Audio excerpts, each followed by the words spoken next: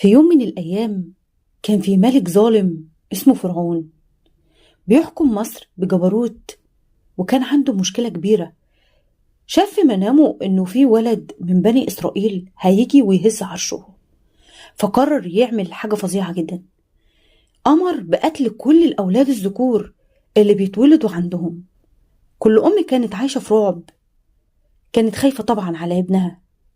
في وسط كل الخوف ده ربنا رزق أم سيدنا موسى بمولود جميل جدا، وكان قلبها بيتقطع عليه. لكن ربنا ألهمها بحاجة عجيبة جدا، قال لها ارضعيه، وإذا خفتي عليه ارميه في النهر.